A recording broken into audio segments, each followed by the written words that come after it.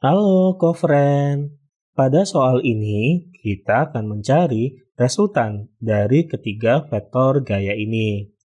Untuk gaya F1, kita urai ke dalam dua komponen, yang komponen mendatarnya F1X, yang vertikalnya F1Y.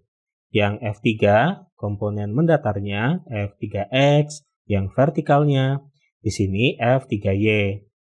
Kemudian di sini kita akan mencari resultan gaya dalam arah sumbu X-nya terlebih dahulu yang akan kita namakan sigma Fx, yaitu sama dengan, di sini kita sepakati dulu saja di awal. Misalkan untuk gaya yang arahnya ke kanan dikasih tanda positif, yang ke kiri dikasih tanda negatif.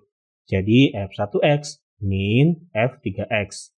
F1X ini di samping sudut 37 derajat, maka F1X F1 cos 37 derajat, dan ini juga di samping sudut ini, maka ini F3 cos 53 derajat.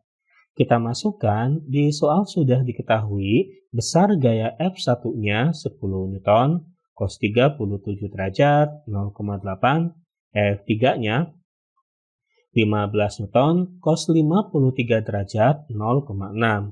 Setelah dihitung hasilnya min 1 Newton. Berikutnya kita cari resultan gaya dalam arah sumbu Y atau dalam arah vertikalnya kita namakan sigma Fy. Sama dengan kita sepakati lagi misalkan untuk yang arahnya ke atas dikasih tanda positif. Yang ke bawah negatif. Jadi F3Y dan F1Y-nya positif, F2-nya ini negatif. F1Y berarti yang di sini, ini berarti di hadapan sudut, karena di hadapan sudut yang 37 derajat, maka F1Y-nya F1 sin 37 derajat, F3Y juga sama, F3 sin 53 derajat, min F2. Kemudian kita lanjutkan di sebelah sini, kita masukkan ini F1-nya, sin 30 derajat 0,6. Ini F3-nya, sin 53 derajat 0,8. F2-nya diketahui 25 Newton. Setelah dihitung, hasilnya min 7 Newton. Akhirnya, di sini kita bisa mencari resultan gayanya, yang akan kita namakan R. Perhatikan bahwa karena sigma Fx dan sigma Fy ini saling tegak lurus, maka berlaku R kuadrat sama dengan sigma Fx kuadrat ditambah sigma Fy kuadrat.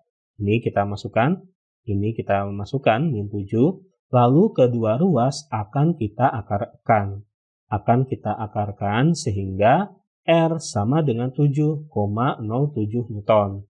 Inilah besar resultan dari ketiga vektor ini. Berikutnya, kita akan mencari arah resultan terhadap sumbu X. Di sini akan kita artikan terhadap sumbu X yang positif.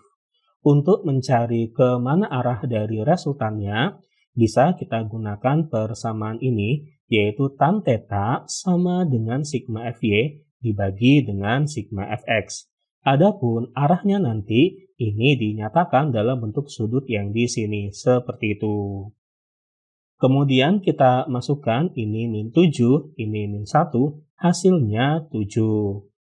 Maka theta sama dengan arc tan 7, dan dari kalkulator hasilnya adalah 81,87 derajat. Perhatikan bahwa ini bukanlah jawabannya ya, karena kalau kita perhatikan di sini untuk resultannya atau vektor yang R-nya ini, jika kita lihat, ini kan sigma Fx-nya bertanda negatif, sigma Fy-nya juga sama negatif. Artinya yang vektor resultannya ini berada di kuadran yang ketiga.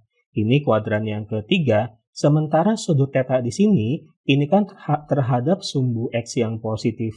Karena terhadap sumbu X yang positif, maka besar yang theta ini, 81,87 derajat ini berarti kalau sudutnya seperti ini, berarti resultannya berada di kuadran 1 atau K1. Yang semestinya seharusnya R-nya berada di kuadran yang ketiga. Nah, karena itu ini bukanlah jawabannya ya, tetapi diingat bahwa ada sudut lain selain theta ini yang memenuhi tan theta ya, atau kita namakan sudut tersebut adalah theta 1. Jadi maksudnya sudut lain yang memenuhi ini itu adalah tan theta 1 sama dengan 7. Nah, pada persamaan tangan ini, sudut yang lain tersebut, yaitu yang theta 1 ini, dapat dicari dengan menggunakan rumus theta 1 sama dengan 180 derajat dari sini ke sini, ditambah yang theta ini. Kemudian kita masukkan ini thetanya, dan setelah dihitung hasilnya 261,87 derajat. Dan ini pas berada di kuadran 3, karena sesuai ya R-nya, ini resultannya berada di kuadran 3 seperti itu. Jadi ternyata arah dari resultannya terhadap sumbu X yang positif dapat dinyatakan dalam sudut theta 1 sama dengan 261,87 derajat. Oke, inilah jawabannya. Sampai jumpa di soal berikutnya.